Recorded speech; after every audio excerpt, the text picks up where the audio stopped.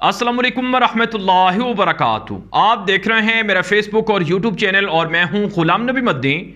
नाज़रीन किराम, IMF की जानिब से एक वार्निंग जारी हुई है और एक रिपोर्ट जारी हुई है जिसके अंदर बताया गया है कि पाकिस्तान अदम इस्तेहकाम का दोचार है। पाकिस्तान में अदम इस्तेहकाम की वजह से खाना जंगी हो सकती है। पाकिस्तान में अदम इस्तेहकाम की वजह से अवाम में इश्तियाल बढ़ सकता है और अवाम जब मुश्तइल होगी तो मुजाहरों की तरफ जाएगी और जब पाकिस्तान के अंदर मुजाहरे होंगे तो पाकिस्तान के अंदर लड़ाई झगड़े और फसादात का इम्कान ज़्यादा है। नाज़रीन किराम, IMF की जानिब से जो कंट्री रिपोर्ट जारी हुई है उसके अंदर शहबाज शरीफ की हुकूमत की तारीफ़ की गई है और ये कहा गया है कि शहबाज शरीफ की हुकूमत ने पाकिस्तान के अंदर पेट्रोल की कीमतों में इजाफा करके बड़ा अच्छा फ़ैसला किया है। पाकिस्तान के अंदर गैस की कीमतों में इजाफा करके बड़ा अच्छा फ़ैसला किया है। बिजली की कीमतें बढ़ाकर बड़ा अच्छा फ़ैसला किया है और पेट्रोल पर 50 रुपये लेवी जो आयद करना है, टैक्स आयद करना है, ये भी बड़ा ज़रूरी है। और ये भी कहा गया कि इमरान खान के दौर में जो पेट्रोल की कीमतें IMF के कहने पर नहीं बढ़ाई गई उससे नुकसान पाकिस्तान को हुआ है और इमरान खान को पेट्रोल की कीमतें कम नहीं करनी चाहिए थी बल्कि बढ़ानी चाहिए थी। नाज़रीन किराम, IMF की जो ताज़ा कंट्री रिपोर्ट जारी हुई है इसको पढ़कर लगता यह है कि IMF चाहता है कि पाकिस्तान के अंदर अवाम पर जुल्म हो। IMF चाहता है कि पाकिस्तान की अवाम का कचूमर अगर निकलता है तो निकले। IMF चाहती है कि पाकिस्तान के अंदर महंगाई की वजह से अगर गरीब लोग खुदकुशियाँ करते हैं तो करें। IMF चाहता है कि अगर पाकिस्तान में अवाम के ऊपर महंगाई का बोझ लाद कर पाकिस्तान में खून रेजी या फसादात श्रीलंका की तरह भड़कें या शुरू हों तो इससे कोई हर्ज नहीं है, ये होते हैं तो होते रहें। नाज़रीन किराम, दुनिया के अंदर आज तक जिन जिन मुल्कों ने IMF से प्रोग्राम लिए वो सारे के सारे मुल्क IMF के प्रोग्राम के अंदर फंसने के बाद बुरी तरीके से मईशत की तबाही की जद में आए हैं और बहुत से मुल्क ऐसे हैं जो IMF के कर्जे लेने के बाद खून रेज तसादुम की तरफ भी गए हैं, जैसा कि लबनान है, जैसा कि सूडान है, जैसा कि श्रीलंका है और इसी तरह से अब बदकिस्मती से पाकिस्तान भी इसी तरफ इसी रास्ते पर चल रहा है। नाज़रीन किराम, अफसोस की बात यह है कि पाकिस्तान के अंदर जो हुक्मरान हैं वो समझते नहीं हैं बल्कि वो अपनी ज़ाती ख्वाहिश है, ज़ाती फ़ायदे और ज़ाती मफाद के लिए पाकिस्तान के अंदर आग लगा रहे हैं। नाज़रीन किराम, पिछले 2-3 महीनों के अंदर जो बिजली के बिलों में इजाफा हुआ है इससे गरीब आदमी का कचूमर निकल गया है। शहबाज शरीफ की हुकूमत ने कहा है कि 300 रुपये तक 300 यूनिट इस्तेमाल करने वाले सारिफीन को बिजली की कीमतों में जो इजाफा है वो नहीं किया जाएगा, यानी उनके ऊपर जो फ्यूल एडजस्टमेंट के नाम से जो टैक्सेस लगाए गए हैं वो नहीं लगाए जाएंगे, वो माफ़ किए जाएंगे। नाज़रीन किराम, सच्ची बात यह है कि यह सरासर झूठ है। जिन लोगों का जो बिल के हवाले से कहा कि जिन लोगों के पिछले 2-3 महीनों में जो यूनिट हैं वो 300 से कम आए होंगे तो उनका बिजली का जो बिल है वो माफ़ होगा, यानी इजाफा उसमें टैक्सेस माफ़ होंगे। आप ये जानकर हैरान होंगे कि आम तौर पर पाकिस्तान के अंदर जो आम तबका है वो भी 300 तक बिजली के यूनिट इस्तेमाल करते हैं और जब से पाकिस्तान के अंदर बिजली की कीमतों में इजाफा हुआ है उसके बाद से लोगों के ऊपर भी इजाफा हो गया है और लोगों के ऊपर भी बोझ बढ़ गया है। तो 300 यूनिट से कम इस्तेमाल करने वाले लोग पाकिस्तान के अंदर उतने नहीं हैं जितने के 300 से ज़्यादा यूनिट इस्तेमाल करने वाले लोग हैं। एक मुतवसत घराना 300 से ज़्यादा यूनिट इस्तेमाल करता है।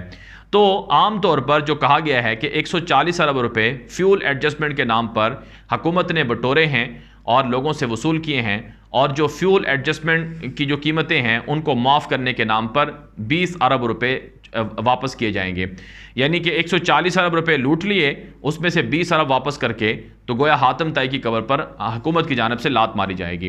नाज़रीन किराम, अब तक ये हुकूमत जो भी बातें करती आई है उसके अंदर सिवाय झूठ के और कुछ शामिल नहीं रहा है।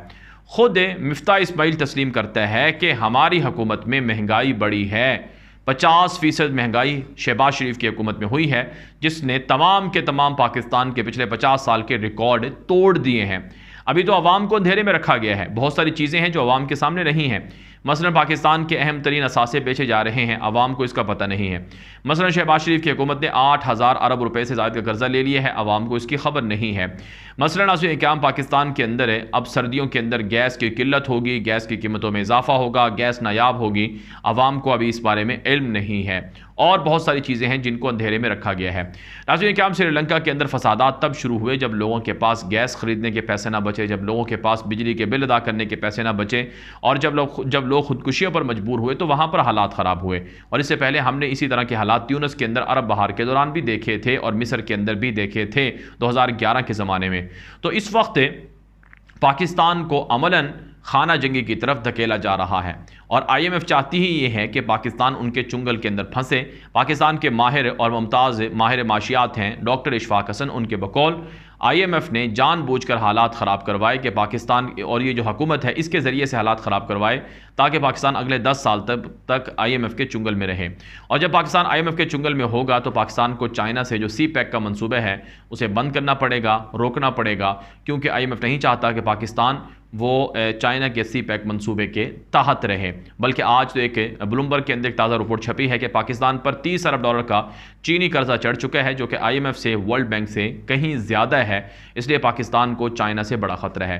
तो इसलिए नाज़रीन किराम, शहबाज शरीफ की हुकूमत अगर मज़ीद पाकिस्तान पर मुसल्लत रहेगी तो पाकिस्तान के हालात मज़ीद ख़राब होंगे और पाकिस्तान के अवाम को मज़ीद मसाइल फ़ेस करना पड़ेंगे। इसलिए जितना जल्दी मुमकिन हो शहबाज शरीफ की हुकूमत को हटाना पड़ेगा, वरना पाकिस्तान अमलन मज़ीद तबाही की तरफ जाएगा। अल्लाह ना करे, खुदा ना करे, ऐसा खुदा ना खास्ता ऐसे हालात बनेंगे जिससे लड़ाई हो, सड़कों पर, मोहल्लों में, गलियों में लूट मार तो अभी से शुरू हो गई है। इस्लामाबाद के अंदर पिछले 5 महीनों में जराइम की शरह में 70% से ज़ायद का इजाफा हो चुका है, क्योंकि जब लोगों के पास पैसे नहीं होंगे तो वो मुख्तलिफ गैर कानूनी तरीक़ों की तरफ जाएंगे और जब हुकूमत या हुकूमत से मुंसलिक इदारे वो सियासी इंतकाम में मुलव्वस होंगे तो जाहिर सी बात है फिर जो चोर डाकू हैं वो भी आज़ाद हो जाते हैं और वो भी लोगों पर जुल्म करते हैं।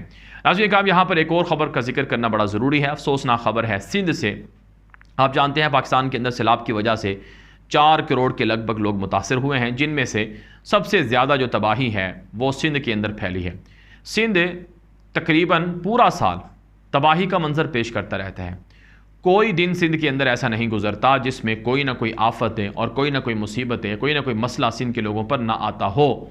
आप आम दिनों की हालात को देख लें कि वहाँ पर पानी नहीं मिलता है, खुश्क साली होती है, कभी भूख ग़िज़ाई किल्लत की वजह से बच्चे मर जाते हैं, कभी कुत्ते अगर लोगों को काट लें तो दवाइयाँ नहीं मिलती हैं, लोग मर जाते हैं, हस्पताल वहाँ नहीं हैं और लोग बेयारो मददगार हैं सिंध के। और पिछले 14 सालों से जरदारी की हुकूमत सिंध को लूट रही है। अब आप देखें कि सिंध के अंदर सबसे ज़्यादा तबाही फैली है और सबसे ज़्यादा सिंध के लोगों पर जुल्म हुआ है। वहाँ जो लोग हैं उनके ऊपर जुल्म ये हो रहा है कि पीपल्स पार्टी की हुकूमत है जो दुनिया भर से, बिलावल जरदारी ने कहा जी 130 अरब रुपए उसने जमा कर लिए हैं 1 घंटे में। अब उसने अपनी जेब से, बिलावल जरदारी से कोई पूछे कि तुमने अपनी जेब से कितने पैसे दिए हैं? तुम्हारी वालदा के ऊपर करप्शन का इल्ज़ाम था, बेनज़ीर के ऊपर, तुम्हारे वालिद ने अरबों रुपए लूटे, तो क्या तुमने अपने ख़जाने लूटे हुए ख़जाने से भी, पाकिस्तान के ख़जाने से जो लूटा हुआ पैसा है उससे तुमने कोई मदद दी है, कोई इमदाद दी है? मुतासरीन को 1 रुपया नहीं दिया, बल्कि जितने बाहर से पैसे आए हैं वो इमदाद भी हड़प कर ली। वो वडेरों, पीपल्स पार्टी के वडेरों के घरों में इमदाद रही और तो और वो जो इमदाद है वो इस बिना पर लोगों को तकसीम करने का वादा किया गया कि वो कस्में उठाएं, कुरान की कस्में खाओ और ये वादा करो कि हम पीपल्स पार्टी को वोट देंगे, फिर आपको थोड़ी बहुत इमदाद मिलेगी। और अब तो जुल्म ये हो गया कि सांगड़ के अंदर सिंध में एक अफसोसनाक वाक़या पेश आता है कि एक लड़की जो सैलाब मुतासरा थी वो इमदाद के लिए गई तो उसका रेप कर दिया गया, उसके साथ ज़्यादती कर दी गई। और ये अफसोसनाक वाक़या सिंध के अंदर पेश आया है और ये वो पहली मरतबा नहीं है, इससे पहले भी सिंध की औरतों को बेलिबास किया गया और उनकी आबरू रेज़ी की गई। ये वाक़यात रिकॉर्ड का हिस्सा हैं। कोई सहाफ़ी अगर उनको मंजर आम पर लाता है तो उन्हें कत्ल कर दिया जाता है और इसके अलावा जो वहाँ पर आम लोग हैं वो अगर आवाज़ उठाते हैं तो उन्हें भी कत्ल कर दिया जाता है, वडेरे उन्हें कैद करवा लेते हैं। तो ये जुल्म पाकिस्तान के सूबा सिंध के अंदर हो रहा है और अफसोस की बात यह है कि शहबाज शरीफ की हुकूमत आज भी कहती है कि हमने पाकिस्तान के लोगों के लिए बहुत से अच्छाइयाँ की हैं, पाकिस्तान को तबाही से बचाया है। सबसे बड़ी तबाही ये रिवायती सियासतदान है जो मुल्क को तबाह कर रहे हैं, इसलिए आवाम को हक और सच का साथ देना चाहिए। अब तक के लिए इतना ही। ये वीडियो आम कर दें। मज़ीद खबरों के लिए हमारा फेसबुक पेज है गुलाम नबी मदनी और यूट्यूब चैनल है, उसे फॉलो कर लें। अब तक के लिए इतना ही। इजाज़त दीजिए। अस्सलामु अलैकुम व रहमतुल्लाहि व बरकातहू।